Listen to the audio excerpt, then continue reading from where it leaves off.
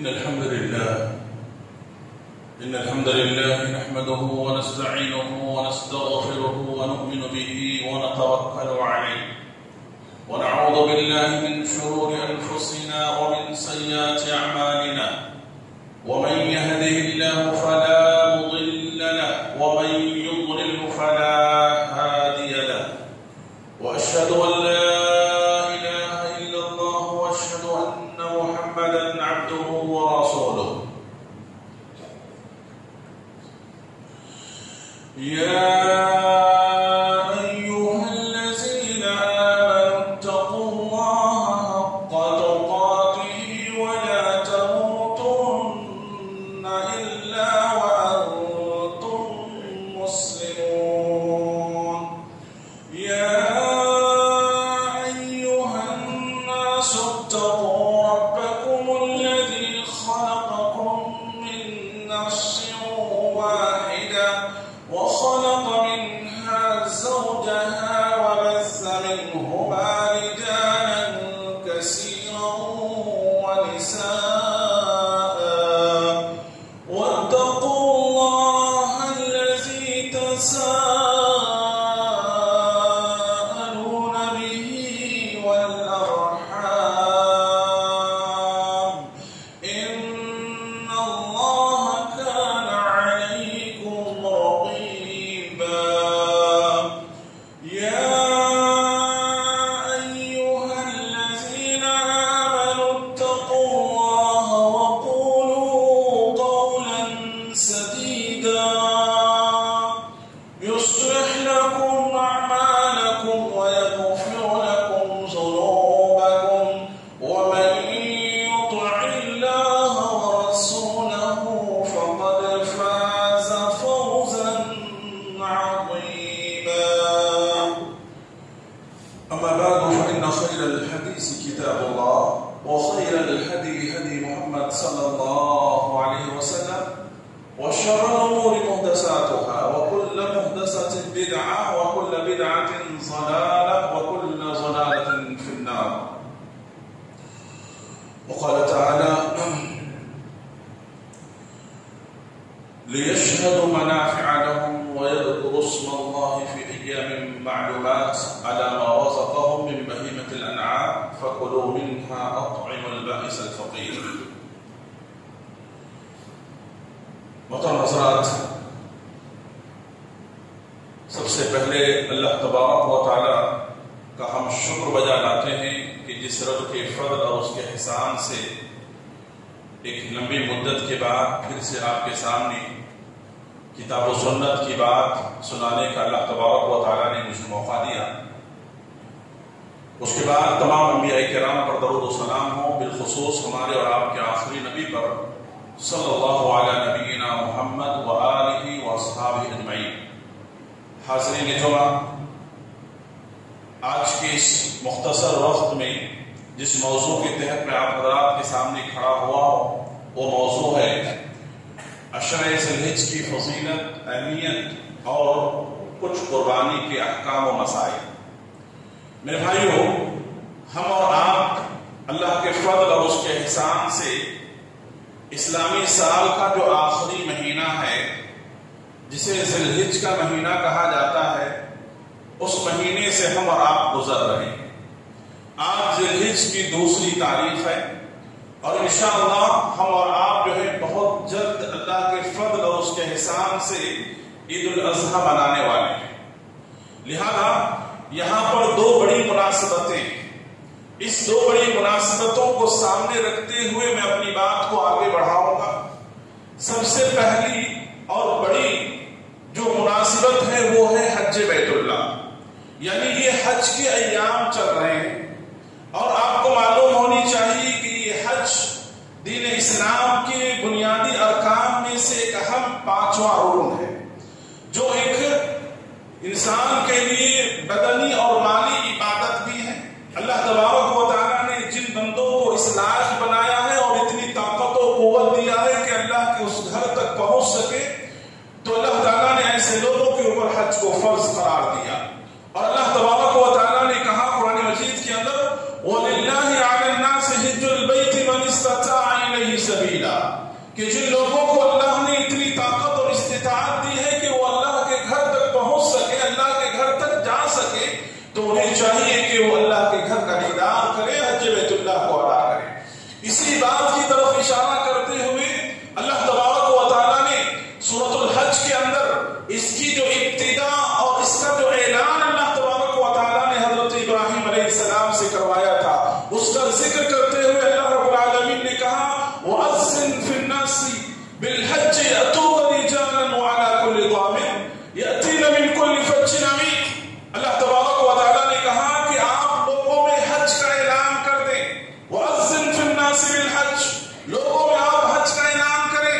حضرت ابراہیم علیہ السلام سے اللہ تبارک و تعالیٰ نے جب یہ بات کہی، حضرت ابراہیم علیہ السلام نے کہا کہ اللہ اس ویران مقام پر کھڑے ہو کر کے میری آواز کہاں تک پہنچے گی، میری آواز کو کون سنے گا؟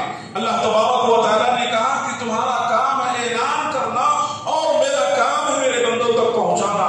لہذا آج ہم دیکھتے ہیں کہ بندگان توحید پرست لوگ دنیا کے کونے کونے سے اللہ کی توفیق اور اس کے فضل سے، اللہ اکبر، دنیا کے کونے کونے سے اس گھر تک پہنچ رہے ہیں ہزاروں لاکھوں کی تعداد میں، اور تمام کی زبان پر ایک ہی بات، ایک ہی الفاظ، ایک ہی کلمہ، لبیک لبیک لا شریک لک لبیک ان الحمد والنعمہ۔ آپ کو معلوم ہونی چاہیے کہ ہر بندہ توحید اپنی زبان سے اسی کلمے کا اقرار کرتا ہے۔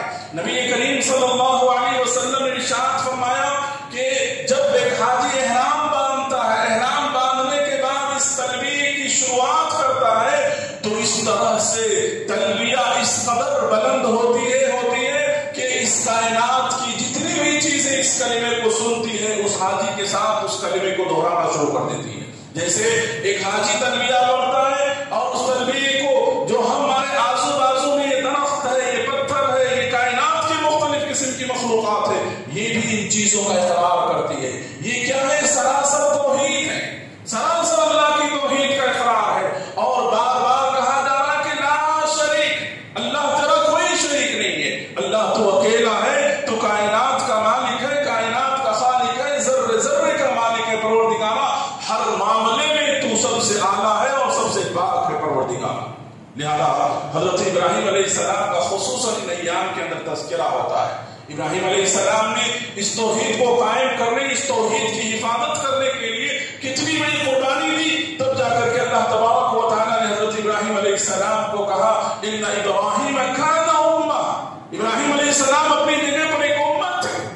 وہ کام ابراہیم علیہ السلام نے اس توحید کے معاملے میں کیا جو پوری دنیا مل کر کے اکیلے نہیں کر سکتی ہے، جو اکیلا تنے تنا حضرت ابراہیم علیہ السلام نے کیا۔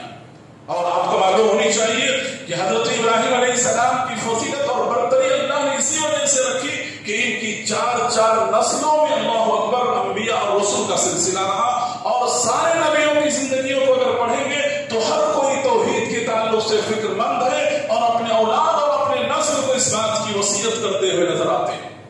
میرے بھائیوں، توحید کی امانت جو اللہ نے ہم کو اور آپ کو دی ہے، یہ بہت بڑی نعمت ہے، جو حج کا سارا پیغام، سارا کا سارا خلاصہ کلام کیا ہے؟ توحید، توحید الوہیت، توحید اسماء و صفات، یہ تمام کی تمام چیزیں ایک اللہ کی طرف لوٹو، ایک اللہ کی طرف لوٹو۔ یہی وجہ ہے کہ جو کوئی اپنی توحید میں خلل پیدا کرتا ہے اور جس کے توحید میں کسی بھی طرح کی خلل اور کوتاہی اور کمی ہوتی ہے، ایسے لوگوں کا وہاں جا کر کے بھی کوئی فائدہ نہیں۔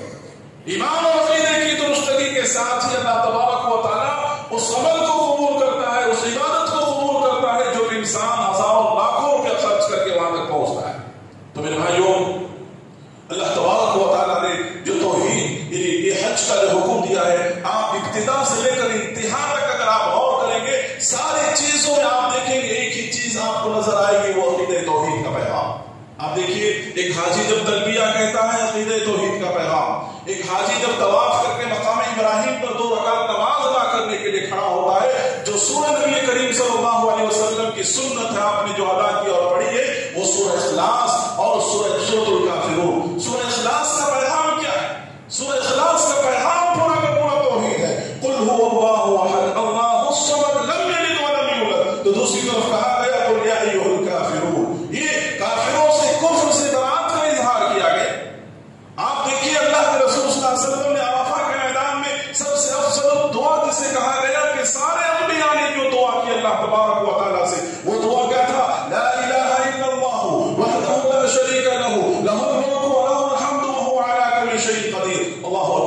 سے بڑی بات اور کیا ہو سکتی؟ تو لہذا میرے بھائیوں، آج امت مسلمہ کے اوپر بڑا افسوس ہوتا ہے کہ امت مسلمہ کی ایک بڑی تعداد آج ذلت و رسوائی کا شکار ہے۔ کیوں؟ اس کی وجہ کیا ہے؟ آج ظالم ہمارے اوپر مسلط ہو رہے ہیں، آج ہماری زندگی بڑی تنگی کی زندگی ہو رہی ہے، ہماری جان مال عزت و آبرو کہیں محفوظ نہیں ہے، ہر طرف ہم خوف زدہ ہو کر کے زندگی گزار رہے ہیں۔ اس کی اصل وجہ یہ ہے کہ ہم نے توحید کو جانا نہیں، ہم نے توحید کو سمجھا نہیں، توحید کی اعلان کرنے والوں کو، توحید کے پیغام کو پہنچانے والوں کو ہم نے اپنا دشمن سمجھا، ان سے اپنی دوریاں اختیار کی۔ آج جو لوگ قبر پرستی یا آپ جو لوگ شرک و بدعت و خرافات کا پیغام عام کر رہے ہیں ان کو اپنا ہمدرد سمجھتے ہیں، اور جو کتاب و سنت کی ایک تعلیمات ہم تک ہمارا ہمدرد بن کر کے آتا ہے انہیں اپنا دشمن سمجھتے ہیں۔ آج مسلمان اگر عقیدے توحید کی بنیاد پر اپنے سارے باطل عقائد اور سارے باطل رسم و رواج اور سنت کے خلاف جو زندگی گزاری جا رہے ان تمام چیزوں سے کٹ کر کے کتاب و سنت کے سائے میں آ جائے تو یقین مانے کہ آج بھی اللہ تبارک و تعالیٰ کی مدد ہمارے ساتھ شامل آ گئی۔ کیوں؟ اللہ تبارک و تعالیٰ کے حق میں ہم کوتاہی کر رہے ہیں۔ اللہ کا جب ہم حق ادا نہیں کریں گے عقیدے توحید کے ذریعے سے، اللہ تعالیٰ کی مدد ہمارے اوپر نہیں ہوگی۔ تو میرے بھائیوں، یہ حج کا پیغام جو حضرت ابراہیم علیہ السلام کی زندگی سے ہم کو اور آپ کو دیا گیا، ایک مناسبت جو ہے ہمارے اور آپ کے سامنے ایک عظیم مناسبت ہے۔ دوسری بات یہ ہے کہ آپ کو معلوم ہونی چاہیے کہ یہ جو عشرہ ذی الحجہ ہے، یہ 10 دن جسے کہا جاتا ہے، یہ عشرہ ذی الحجہ کیا ہے؟ ذی الحجہ کی 10 دن ابتدائی 10 دن جس کی بڑی فضیلت، بڑی اہمیت قرآن و حدیث کے اندر بیان کی گئی۔ میرے بھائیوں، ہم کو اور آپ کو اس کی اہمیت جاننی چاہیے۔ ہم میں کہ اکثر لوگ جانتے ہیں، لیکن وقت اور حالات کے حساب سے میں آپ کے سامنے یاد دہانی کے لیے قرآن و حدیث کی باتوں کو میں دوہرا رہا ہوں کہ اس کی اہمیت اور فضیلت کا انداز آپ اس بات سے کریں کہ اللہ تبارک و تعالیٰ نے کہا وَيَذْكُرُ اسْمَ اللَّهِ فِي أَيَّامٍ مَّعْلُومَاتٍ۔ اس سے مفسرین نے بیان کیا اجتماعی طور پر اتفاق رائے کے ساتھ کہ ایام معلومات سے مراد کیا ہے؟ عشرہ ذی الحجہ کی ابتدائی 10 دن ہے۔ اللہ تبارک و تعالیٰ نے ان 10 دنوں کو آخرکار اتنی فضیلت کیوں دی ہے؟ وجہ کیا ہے؟ تو اہل علم نے اس کی 2 اہم وجہ بتلائی۔ پہلی وجہ اللہ تبارک و تعالیٰ کی مرضی، اس کی مشیت، وہ کائنات میں سے جس دن کو، جس مہینے کو، جس سال کو، جس گھڑی کو چاہے اللہ فضیلت والا بابرکت بنا سکتا ہے۔ یہ اللہ کا اختیار، یہ اللہ تبارک و تعالیٰ خالق ہے، وہ جن چیزوں کو چاہے پیدا کرے، جن چیزوں کو چاہے فضیلت دے، یہ اللہ کا اختیار ہے۔ لہذا اللہ تبارک و تعالیٰ نے ان 10 دنوں کی قسم کھاتے ہوئے اللہ تبارک و تعالیٰ نے کہا وَالْفَجْرِ وَلَيَالٍ عَشْرٍ وَالشَّفْعِ وَالْوَتْرِ، فجر کے فجر کے وقت کے اللہ نے قسم کھائی۔ اہل علم نے کہا کہ اس سے مراد اتفاق رائے کے ساتھ مفسرین کی کہ یہ ایام جو عشرہ ذی الحجہ یہ مراد ہے۔ اور ابن حبان کی روایت میں نبی کریم صلی اللہ علیہ وسلم نے کہا کہ دنیا کے اندر افضل ایام الدنیا، افضل ایام الدنیا، صحیح ابن حبان کی روایت ہے کہ دنیا کے اندر دن بہت ہیں، ہفتے بہت ہیں، سال بہت ہیں، لیکن ان 360 دنوں کے اندر سب سے افضل دن اگر کوئی افضل ایام الدنیا اگر دنیا کے اندر کوئی ہے تو اللہ کے رسول صلی اللہ علیہ وسلم نے کہا کہ یہ عشرہ ذی الحجہ کی 10 دن ہے۔ 10 دن کا ذکر اللہ کے رسول صلی اللہ علیہ وسلم نے کیا۔ لہذا میرے بھائیوں، اللہ تبارک و تعالیٰ نے جب ان دنوں کی قسم کھائی ہے تو اس کی اہمیت اور اس کی فضیلت کا کیا کہنا۔ دوسری بات یہ ہے کہ ان دنوں کی فضیلت اتنی اس قدر ہے کہ ان دنوں کے اندر بہت ساری عظیم عبادتیں ایک ساتھ جمع ہو گئی، جو عبادت کے دوسرے دنوں کے اندر آپ نہیں کر سکتے ہیں، یا دوسرے دنوں کے اندر وہ عبادتیں آپ کو نظر نہیں آئیں گی۔ آپ دیکھیے جو یہ حج کے ایام ہیں، حج کے جو مقام ہیں، حج کے جو ارکان ہیں، انہی 10 دنوں کے اندر ادا کیے جاتے ہیں۔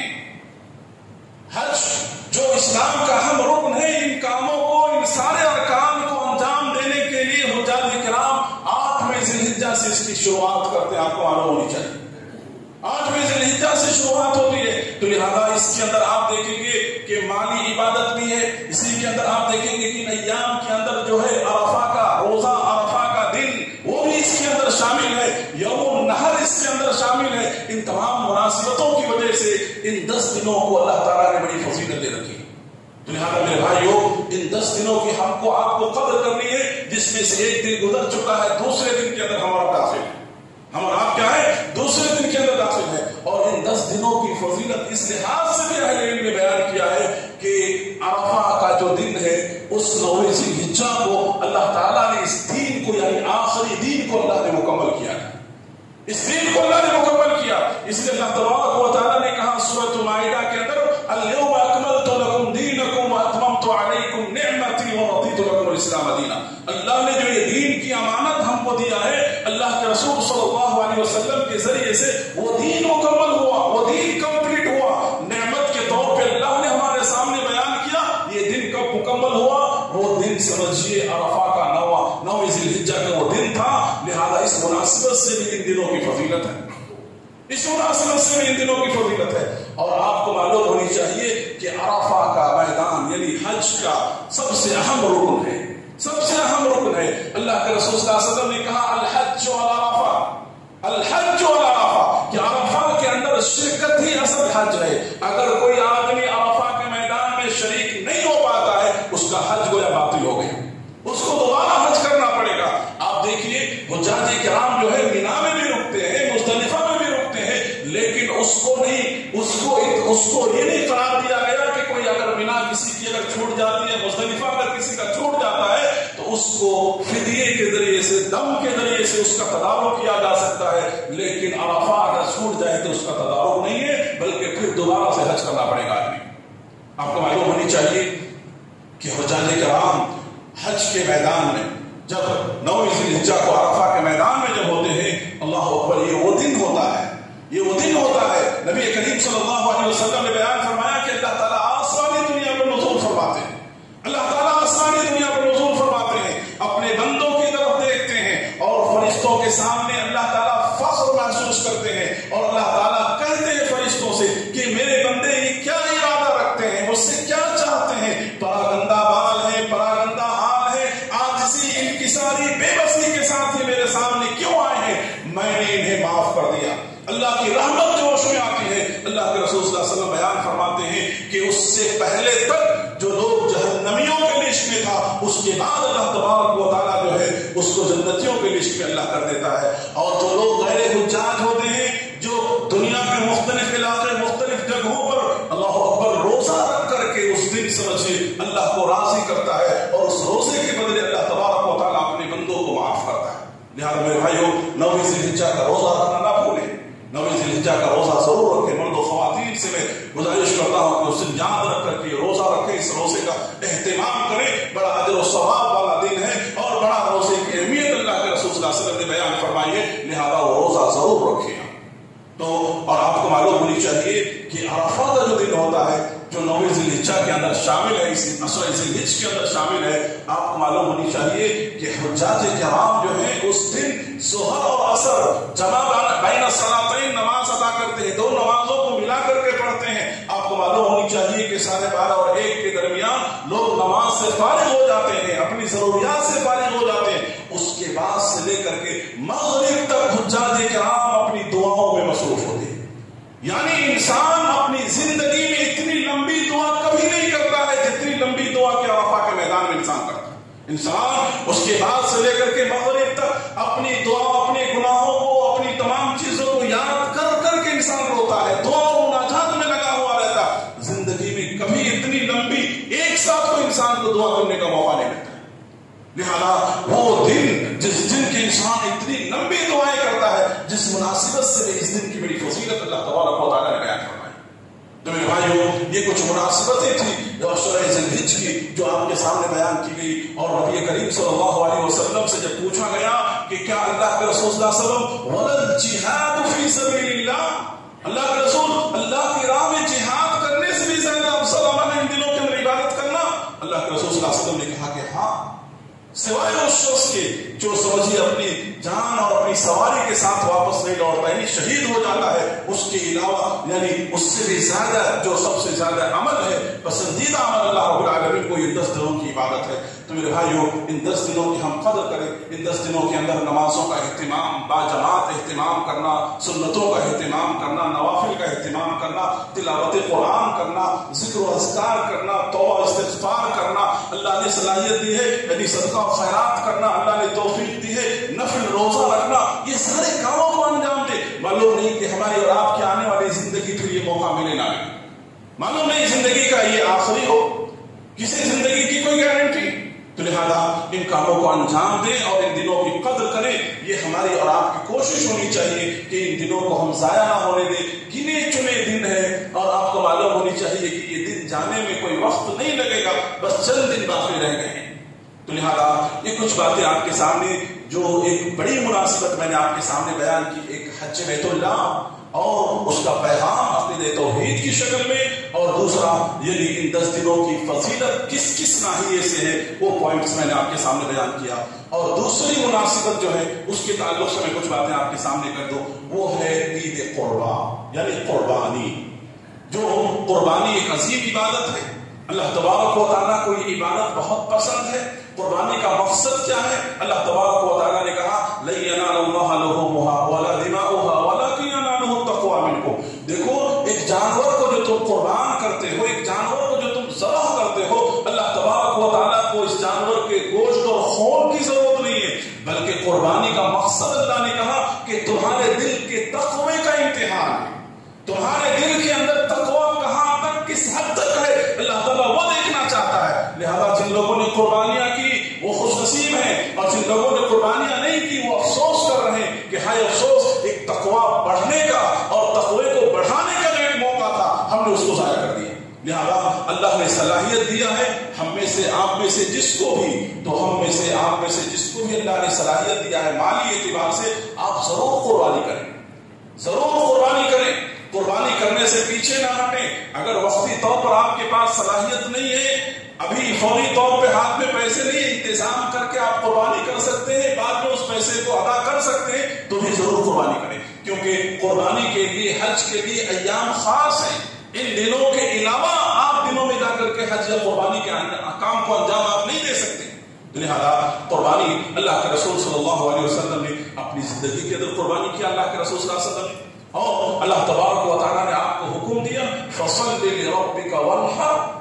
اے نبی کریم صلی اللہ علیہ وسلم, آپ اپنے رب کے لیے نماز پڑھیے, قربانی کیجیے. لہذا قربانی کے اندر خلوص اور للہیت ہونی چاہیے. ہر قسم کی ریا اور دکھاوے سے انسان کو اپنے آپ کو بچانا چاہیے. اس عمل کے ذریعے سے مقصد صرف ہو اللہ راضی ہو جائے, اللہ راضی ہو جائے, دل کے اندر تقوی کی کیفیت پیدا ہو جائے, تقوی بڑھ جائے, یہی مقصد ہو, دوسرا کوئی مقصد نہ ہو ہمارے اور آپ کے دل کے اندر.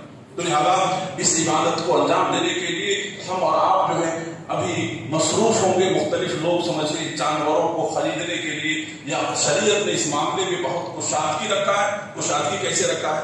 مثال کے طور پر یعنی کوئی آدمی ایک جانور مکمل قربانی دینے کی صلاحیت نہیں رکھتا ہے, تو شریعت نے کہا کہ حصے جو ہوتے ہیں اس کے اندر تم شریک ہو سکتے ہو. اجتماعی قربانی جو ہوتی ہے اس کے اندر تم شریک ہو سکتے ہو. جیسے کہ بڑے جانوروں میں 7 آدمی یعنی 7 فیملی سمجھیے شریک ہو سکتا ہے. 7 آدمی شریک ہو جائے, اور اللہ کے رسول صلی اللہ علیہ وسلم نے کہا کہ ایک گھر کا جو سرپرست ہوتا ہے اس کے ماتحت جتنے لوگ ہوتے ہیں وہ اجر و ثواب کے اندر سارے کے سارے لوگ برابر کے شریک ہیں. تو لہذا اس معاملے میں اگر ایک پورے جانور کی صلاحیت نہیں ہے, آپ حصے کے اندر شریک ہو جائیں. اور الحمدللہ آپ کے سامنے میں یہ بھی اعلان کر دوں, یہ بات بھی میں آپ کو بتا دوں کہ ہر سال کی طرح امسال بھی اس کے اسم ساؤتھ کرناٹکا سیلفی موومنٹ کی طرف سے لوگوں کی سہولت اور آسانی کے لیے یعنی مشترکہ قربانی یعنی حصے کی قربانی کا انتظام بہتر انداز میں کیا گیا ہے, معقول انداز میں کیا گیا ہے, جس کی فی حصہ ایک حصے کی جو قیمت ہے تقریباً 5,500 روپیہ ہے, 5,500 روپیہ ہے. اور آپ میں سے جو لوگ بھی شریک نہیں ہوئے, شریک ہونا چاہتے ہیں, یہاں مسجد کے باہر انشاءاللہ نماز کے بعد یہاں پر کاؤنٹر لگے گا, ذمہ دار حضرات سے مل کر آپ رسید حاصل کر سکتے ہیں. کاؤنٹر وہاں جا کر اپنا نام بھی آپ لکھوا سکتے ہیں. تو لہذا شریکوں, شریعت نے ہمارے لیے آپ کے لیے آسانیاں پیدا فرمائی. اگر اللہ نے صلاحیت دی ہے ایک جانور دے, اللہ نے صلاحیت دیا ایک بکرا دے قربانی کے طور پر, میل فیمیل دونوں میں سے جو سہولت ہو اس میں سے آپ دے سکتے ہیں قربانی. اور قربانی دینے والے جانور کے تعلق سے اللہ کے رسول صلی اللہ علیہ وسلم نے کہا کہ وہ جانور صحت مند ہونا چاہیے, تندرست ہونا چاہیے, توانا ہونا چاہیے. وہ جانور ہر قسم کے عیب سے پاک صاف ہونا چاہیے, پاک صاف ہونا چاہیے. جیسے کہ وہ کانا نہ ہو, یعنی ایک آنکھ خراب نہ ہو یا اوپر نیچے دیکھنے والا نہ ہو, بلکہ اس کا آنکھ بھی صحیح ہو. کہا اس کا کان بھی کٹا ہوا نہیں ہونا چاہیے, کان بھی بالکل صحیح ہونا چاہیے. اس کا سینگ بھی صحیح ہونا چاہیے, اس کے پیر کی حالت بھی صحیح ہونی چاہیے. لہذا جب آپ جانور لینے کے لیے مارکیٹ اور منڈیوں میں جاتے ہیں تو وہاں پر ان تمام چیزوں کا جائزہ لے لیں، آپ ان تمام چیزوں کو آپ دیکھ لیں تاکہ آپ کے ہر قسم کے دھوکے سے آپ محفوظ رہیں۔ کہیں ایسا نہ ہو کہ آپ جانور تو لے لیں لیکن بعد میں آپ کو اس کے عیب آپ کو نظر آنے لگے تو اس وقت آپ کی پریشانی بڑھے گی۔ تو میرے بھائیوں ان چیزوں کا خیال کیا جائے، اور اسی طرح سے قربانی کے تعلق سے ایک بات یہ بھی آپ یاد رکھیں اور ہم یاد رکھیں کہ میرے بھائیوں ہم اور آپ دراصل قربانی جو ہے اللہ سے عہد و پیمان کرتے ہیں۔ قربانی ایک جانور کا کر کے اللہ سے وعدہ کرتے ہیں کہ پروردگارا آج تیرے اس حکم پر ہم نے تیرے نبی کی سنت پہ پروردگارا ہم نے عمل کیا ہے، پروردگارا ضرورت پڑنے پر ہم اپنی زندگی کی ہر چیز تیری راہ میں قربان کرنے کو اللہ ہم تیار ہیں۔ ضرورت پڑنے پر تیرے حکم کے سامنے پروردگارا میرا خاندان، میرا سماج، میرے بیوی، میرے بچے، کوئی چیز پروردگارا رکاوٹ نہیں بنے گا، ہر چیز قربان کرنے کے لیے پروردگار ہم تیار ہیں۔ آپ اور ہم اپنی خاموش زبانی سے اللہ سے یہ وعدہ کرتے ہیں میرے بھائیوں۔ اس عبادت کا یہ مقصد ہے، اس عبادت کے اندر ان چیزوں کی تعلیم کی گئی ہے میرے بھائیوں، لہذا ان باتوں کو ذہن میں رکھ کر کے اس کام کو انجام دیا جائے۔ اسی طرح سے آپ اور ہم جو قربانی کرتے ہیں، جیسے کہ آپ کے سامنے قربانی کرنے والا انسان جو بھی قربانی کا ارادہ رکھتا ہے، صحیح مسلم کی روایت ہے، اللہ کے رسول صلی اللہ علیہ وسلم نے کہا کہ جن لوگوں کو بھی قربانی کرنے کی طاقت اور صلاحیت ہے، طاقت ہے اور ارادہ ہے، تو ایسے لوگوں کو چاہیے کہ وہ اپنے ناخن نہ نکالے، اپنے سر کے بال نہ نکالے اور اپنے یعنی جسم کے چمڑے کو نہ کاٹے، یعنی قربانی کرنے کے بعد ان کاموں کا انجام دینا ہے۔ ان 10 دنوں یعنی ان 9 دنوں کے اندر ان کاموں کا انجام نہیں دینا ہے۔ 10ویں دن جب آپ قربانی سے فارغ ہوں گے تب اس کام کو آپ انجام دیں۔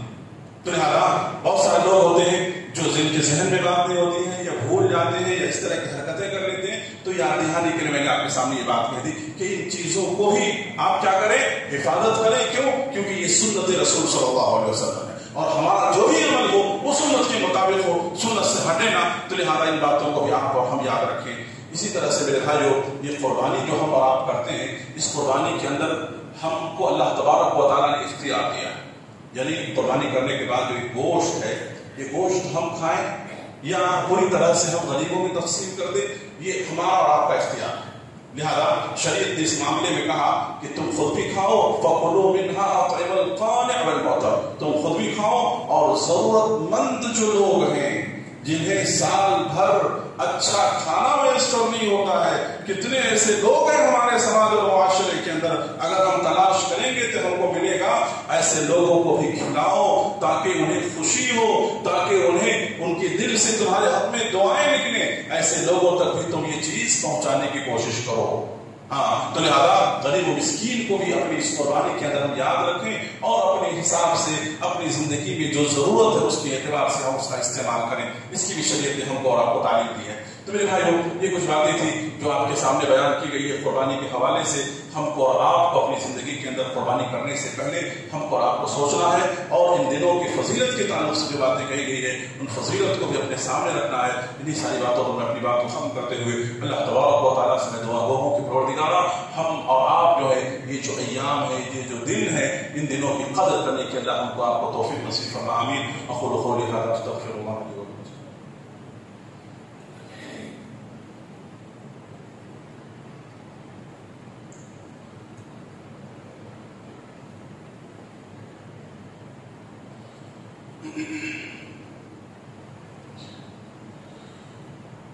الحمد لله رب العالمين والعاقبة للمتقين والصلاة والسلام على رسوله الكريم أما بعد۔ محترم حضرات، ابھی آپ کے سامنے قربانی کے حوالے سے اور عشرہ ذی الحجہ کے حوالے سے مختلف باتیں کتاب و سنت کے حوالے سے، کتاب و سنت کے ذریعے آپ کے سامنے بیان کی گئی ہے۔ لہذا ہم اور آپ جو ہیں ان ایام کے اندر، ان بابرکت ایام کے اندر ان تمام فضائل کے کاموں کو اپنی زندگی میں ہم اپنانے کی میرے بھائیوں کوشش کریں۔ میرے بھائیوں ایک اہم اور دوسری بات یہ ہے کہ ہم اور آپ جو ہے اچھی طرح سے حالات کو اپنی نظر میں رکھے ہوئے، حالات کو ہم اور آپ دیکھ رہے ہیں۔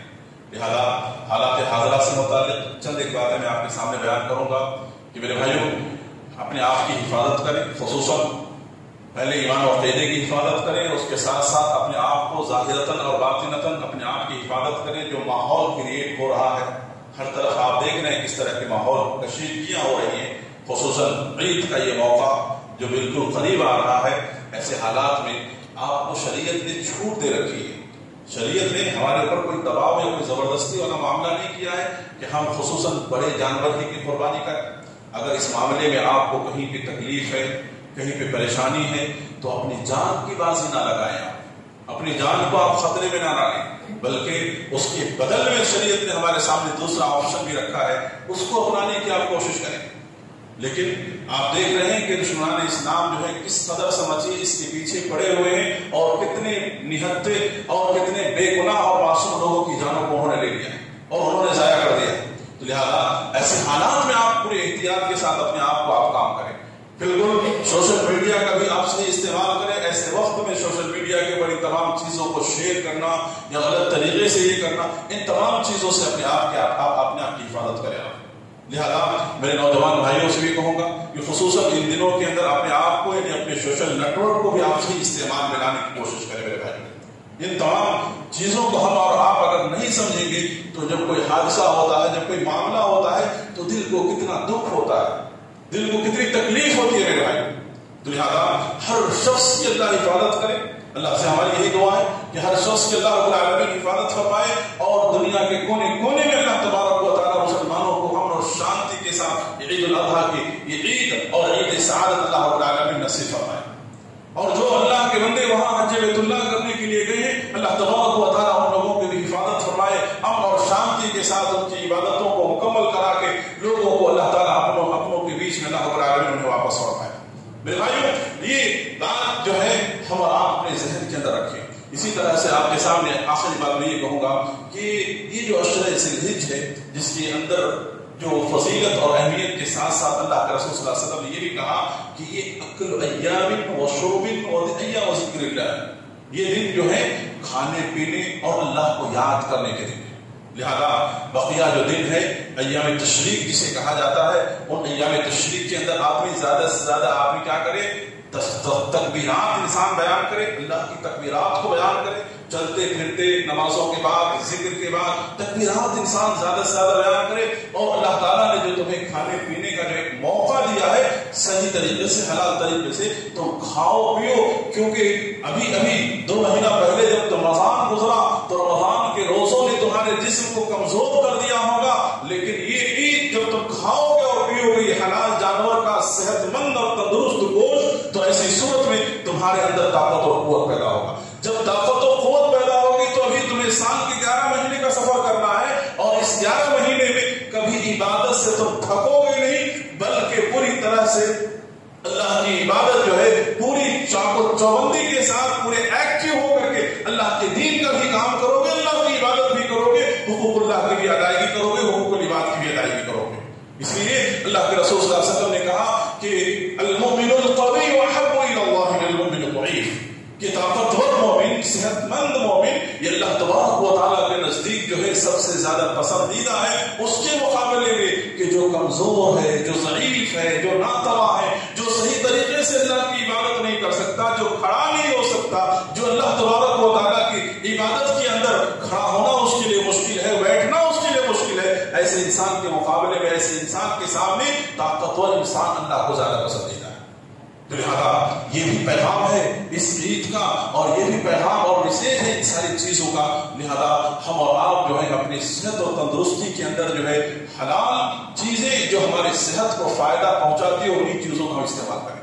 اس کے حوالے سے میں یہ بھی کہوں گا، یہاں پر ہمارے بہت سارے نوجوان ہیں کہ اپنی صحت اور تندرستی کا وہ فکر نہیں کرتے، اپنی زندگیوں کے اندر غلط چیزوں کی لت ان کی زندگیوں کو تباہ، نشے کی چیزیں، نشاور چیزیں، ان چیزوں نے دوستی سرکل میں، فرینڈ سرکل میں ان کی زندگی کو اس قدر تباہ و برباد کیا کہ چھوٹی چھوٹی عمر کے اندر بڑی بڑی بیماریوں کے وہ شکار.